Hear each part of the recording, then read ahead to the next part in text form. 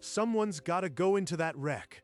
And useless trash like you is perfect bait. The barge leader had ordered a scavenge into the sunken wreck nearby.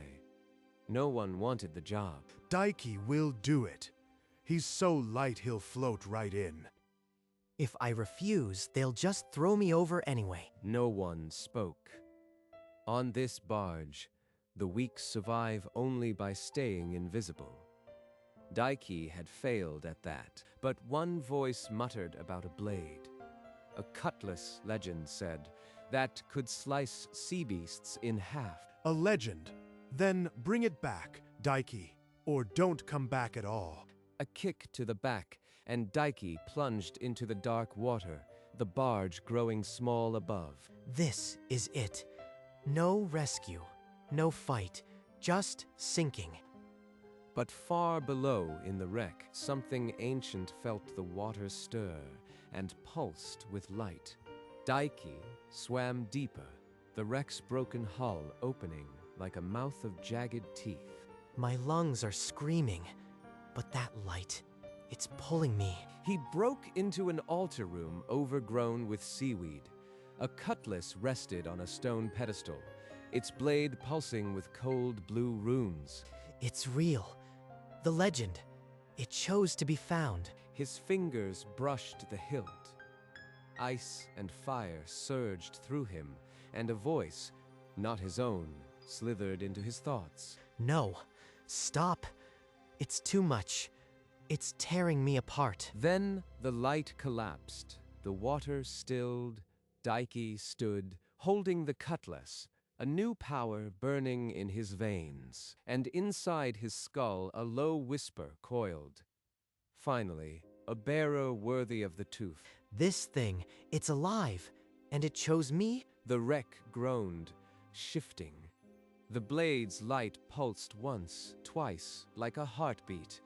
Then darkness swallowed the altar whole. Before Daiki could move, the wreck screamed. A wall of timber exploded, and a massive tentacle locked around his leg. It found me, because of the blade. But his body moved without him. The cutlass sheared through the tentacle, and the beast shrieked in fury. It's pulling me. I can't stop. But do I even want to? The blade hummed in his grip, threading power through his veins. He lunged before the creature could strike. The cutlass sank into the beast's skull. Light detonated from the wound, and the sea boiled with its death cry. The wreck convulsed, bulkheads shattered, and the entire ship began its final plunge to the abyss. Just keep swimming. Don't look back. Don't let it pull you down.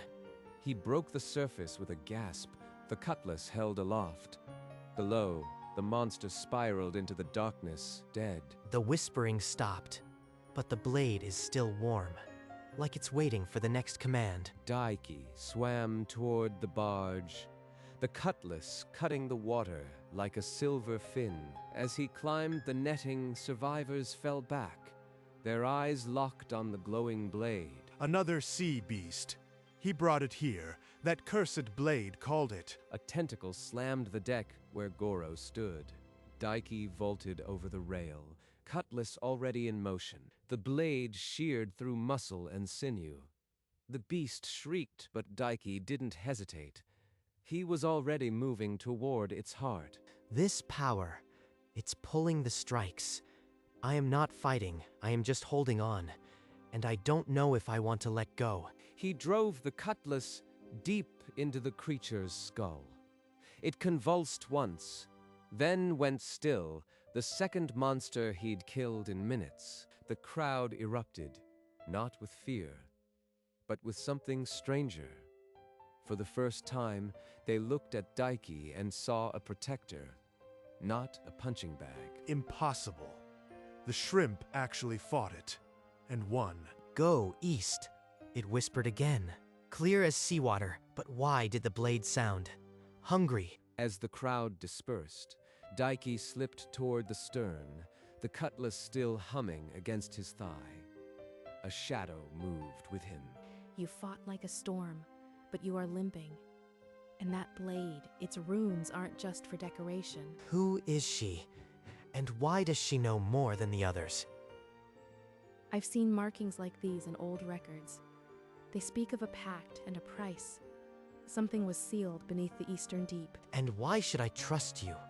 Everyone on this barge only cares about their own skin. Because I am the only one who doesn't need the blade. I have my own reasons to see it understood, not used. She's not trembling, not like the others. Maybe she really is different. He took a breath and nodded, not trust, but a truce. The blade pulsed once against his palm, as if displeased. I'll share what I know, but you must listen, even when it sounds like madness. The East, something waits there. Alone together at the rail, two survivors from different worlds began to trace a legend that would demand more than either was ready to pay. Days passed. The barge became a battleground. Sea beasts swarmed from every quarter, and Daiki met them all, blade blazing. Another one. The blade sings with every kill. Is this my strength, or its hunger? The whispers no longer waited for silence. East they chanted, a tide in his skull, relentless as the waves. I found more. This symbol, it's the mark of an old god. Not just a legend, a prisoner under the sea. A prisoner. Then why would the blade want to go there? It helps me. It saved all of us. Because its teeth are the bars of that prison. You are holding one, and it's been whispering your name since you touched it. Daiki stared at the rune, the same one that pulsed on the Cutlass, the same that burned in his dreams. If she's right, then every life I've saved, every monster I've killed, was just this thing leading me like a fish on a line. But the attacks didn't stop. The barge needed him, and the blade knew that. The chanting grew louder. Daiki, we can't pretend this is a gift. It's steering you.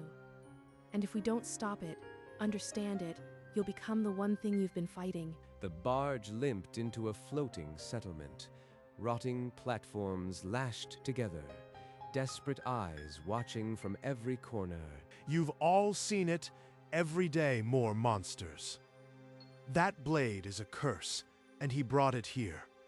How long before it drags us all under? They're looking at me like before, like I am something to be thrown overboard. The blade didn't change them. It just gave them new reasons to hate. Then the sea split open.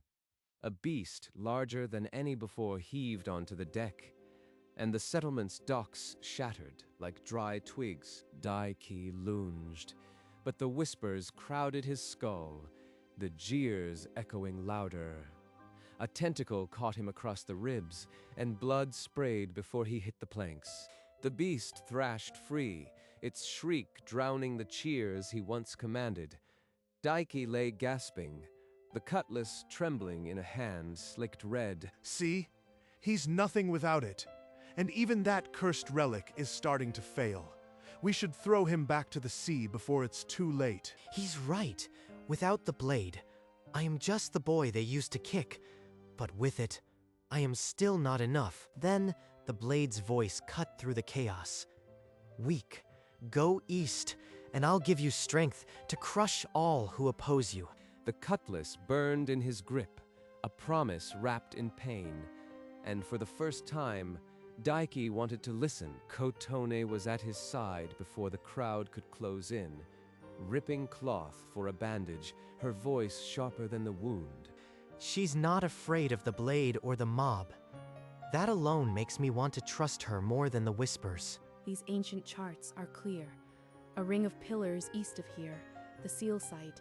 That's where the Cutlass wants you to go. Look at yourself, Daiki. You've been turning east in your sleep, your hand reaching for the hilt when you think no one watches. It's not just a compass, it's a leash. I can still use it to protect people. I am not some puppet. I can fight the pull. I saved the barge, didn't I? You killed the first beast because it threatened you, the second because it attacked the barge. But the blade's been calling more of them, Daiki. It's feeding on the blood. She's not wrong. Every battle, the urge to go east grew. But without the blade, we're all dead. I am trapped. You are right. I feel it, like a hook in my chest, tugging east. But maybe if we understand why, I can still turn its power against the real threat. The map became their compromise. To go east, not to obey the blade, but to confront whatever had been sealed there together. But even as Daiki agreed, the cutlass grew warm against his side, a quiet, patient pulse, as if it had been waiting for him to decide exactly this. That night, exhaustion claims Daiki. The cutlass rests beside him, its glow pulsing in time with his slowing breath. Daiki, boy of nothing, come east, shatter the seal, and I will give you power to crush Goro, to rule the waves, never be weak again. Everything I ever wanted. But the cost? It felt like drowning. He woke with a shudder, the cutlass searing his palm.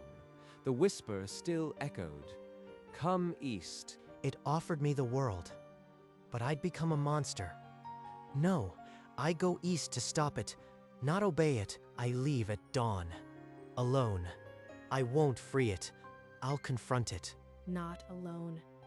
You'll need someone who can read the seals, and I am not letting you face a god with only a sword. I am coming. They stole a small sailboat before dawn, slipping away from the settlement as the storm gathered on the eastern horizon. The waves fought them, but the cutlass burned steady, a compass needle that needed no north. Somewhere ahead, beneath the thunder, ancient pillars waited. And the god that had whispered Daiki's name was already reaching for him through the dark. A serpent breached the waves, jaws wide. The storm had company. The blade screamed, "East!" before I saw the danger. It's not warning me. It's commanding. He cleaved through scale, but his arms moved before his mind. Each kill tightened the cord around his will. How much of me is left? The pull is almost everything now. Then lightning struck the sea, revealing jagged pillars like teeth around a wound. The seal stones. Daiki, the air itself is wrong. Something ancient is pressing against the world. The blade is screaming. I can barely keep my feet. It wants to drag me to the center. They moored against a pillar. The cutlass pulsed, a second heart, its glow turning the waves to silver fire. The god's presence is a weight on my lungs. Not a whisper now, a roar just under hearing. Kotone traced the seals, but Daiki knew the real test was his next step. The key was ready. The lock was waiting. Daiki stepped onto the central stone, the cutlass dragging him as if invisible chains yanked at his wrists. I can't stop. My legs are not my own. It's pulling me to the altar. You've come, little bearer. Kneel, and I will show you why you were chosen. The cutlass slammed downward, and Daiki's knees cracked against the stone. Kotone screamed his name, but the god's laughter drowned it. I chose you because you were weak, lonely, eager for any power that would make the pain stop. A perfect vessel. Every whisper, every push east, it was training me. Like a dog. This blade is my tooth, boy. Free me, and I will swallow this world. But you will have a throne of bones. The truth crashed in.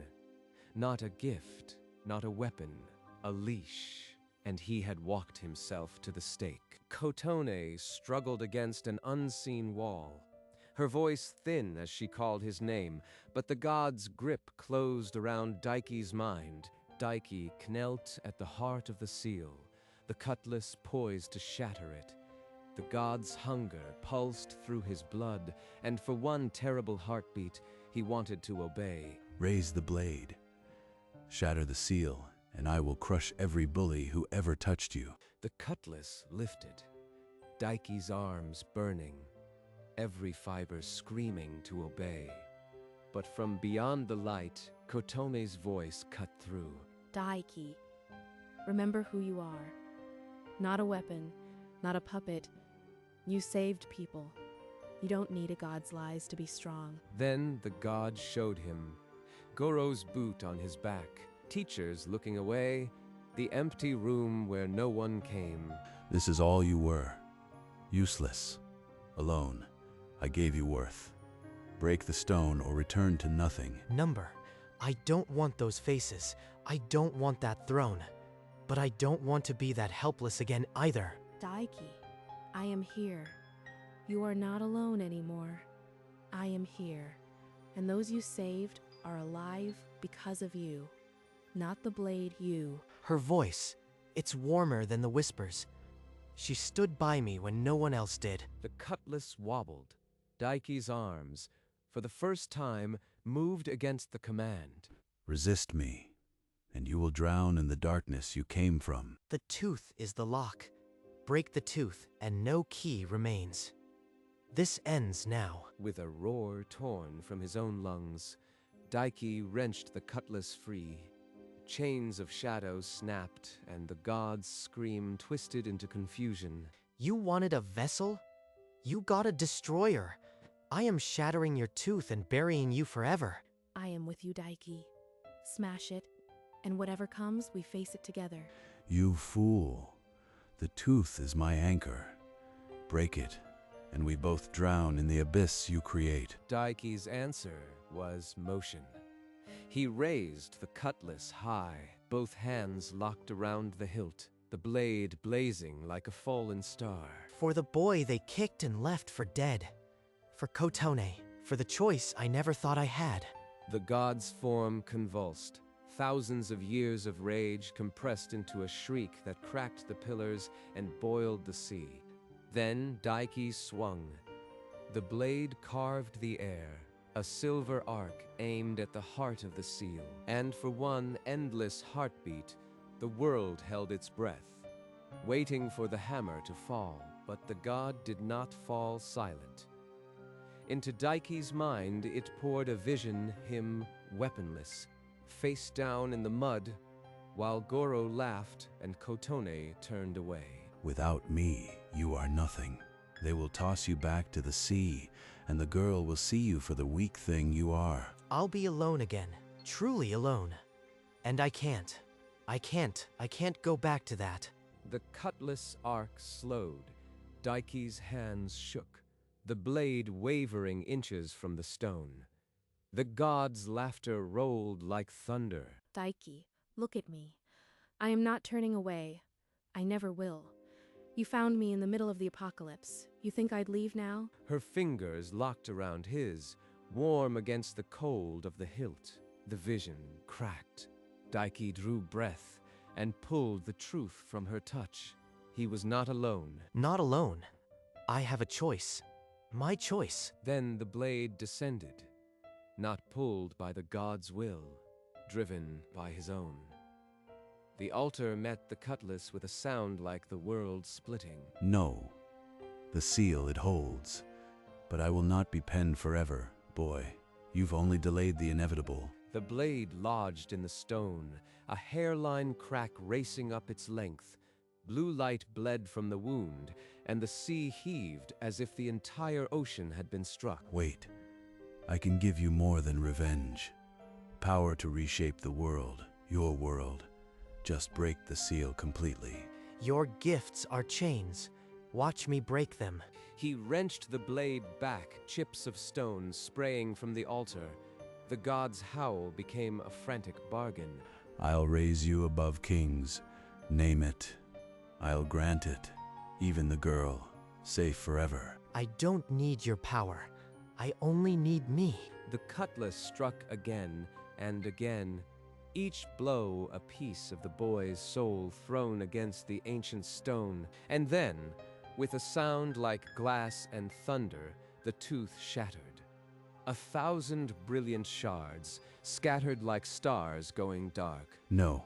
My tooth, the seal, no. White light swallowed the altar. Daiki was thrown back, Kotone catching him before the stone could claim his head. When the light faded, Daiki lay still, the shattered hilt empty beside him. Kotone pressed her ear to his chest and wept with relief.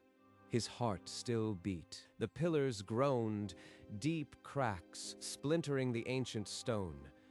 The ritual site was collapsing in slow, thundering ruin. Kotone hooked her arms under Daiki's shoulders and dragged him toward a broken pillar, fighting the heaving stone. Stay with me, Daiki. Your heart is still beating. You are too stubborn to stop now. And as she held him, the sea began to still. The waves that had roared for years slowed to a murmur. The perpetual thunderstorm broke apart, shredding into thin clouds. For the first time in memory, sunlight touched the ritual site. Look, the storm is gone. You did this. Now you just have to wake up and see it. But Daiki did not stir.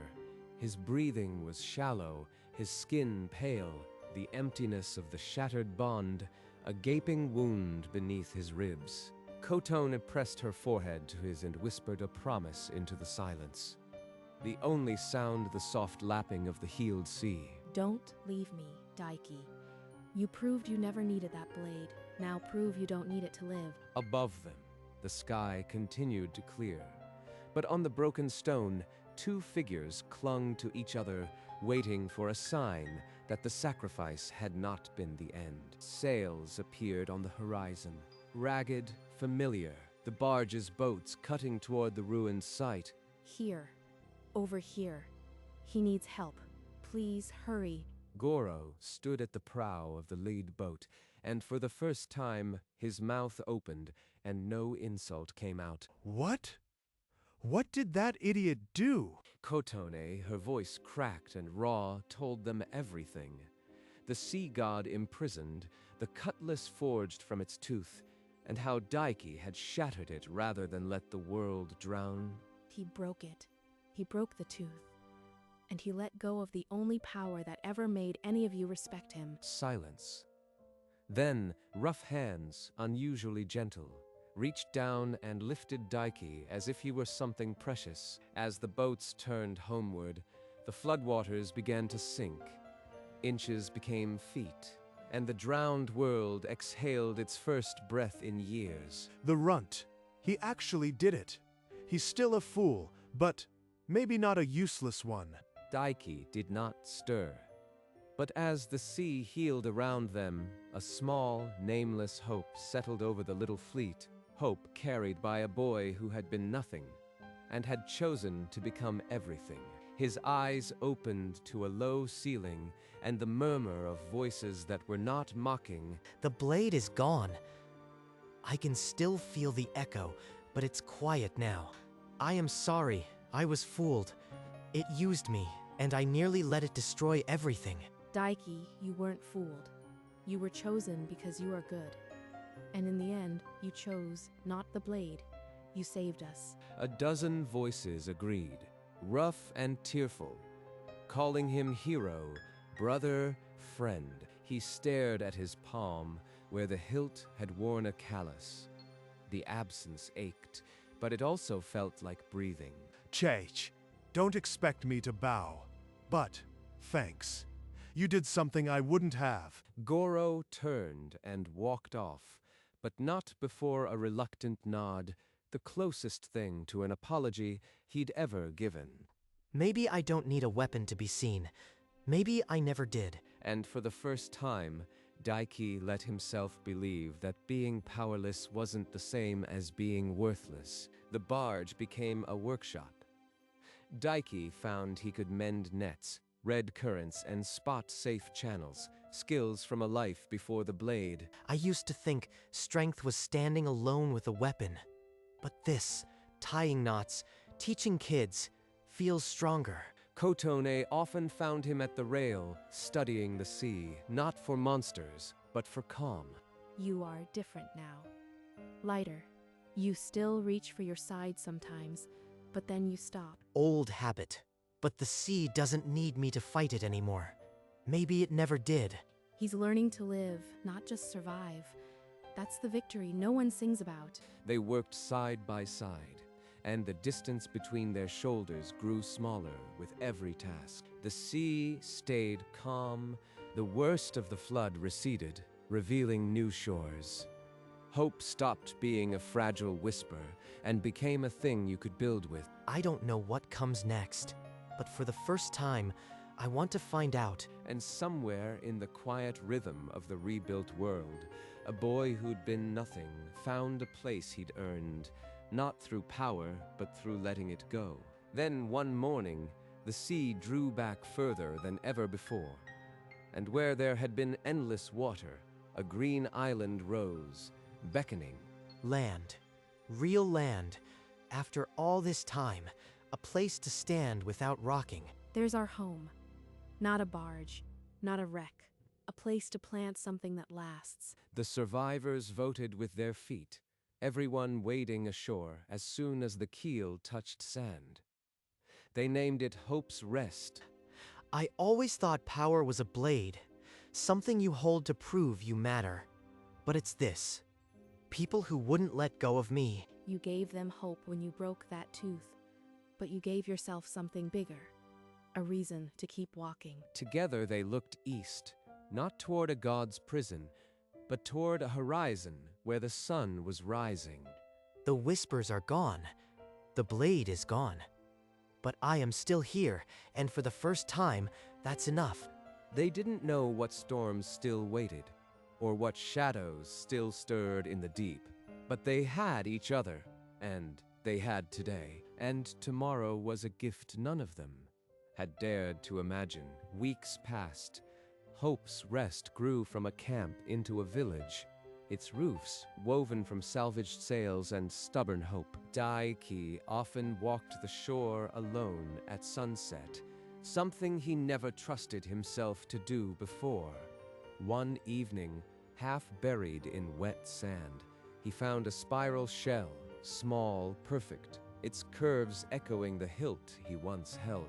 The same shape as the Cutlass, but this holds no voice, no hunger, only the memory of the sea. He smiled, not the brittle defiance of a bullied boy, but the quiet acceptance of someone who had let go.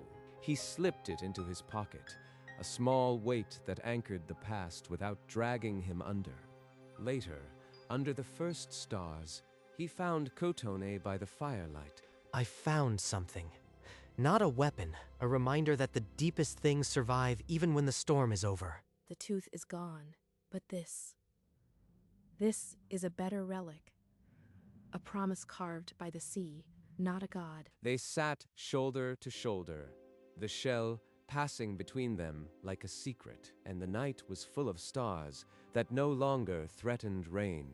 The evening sun melted over Hope's Rest, Daiki and Kotone standing on the cliff that overlooked the calm sea. I never imagined a day like this. Peace. A home. Someone who didn't leave. You built it, Daiki. Not with the blade, but with every time you chose to stay. She leaned into him, and the last light caught the shell in her hand, glowing like a star that had fallen to earth below. The village was a scatter of warm lights, laughter rising with the smoke of cooking fires. The sea stretched unbroken to the horizon, its surface mirroring the deepening sky. Far beneath, a faint shadow stirred and then faded, a memory, not a threat. Daiki took Kotone's hand, and together they watched the last of the sun disappear into the sea. The camera pulled back, the figures on the cliff growing small, the world wide and peaceful and theirs, and the horizon held nothing but tomorrow.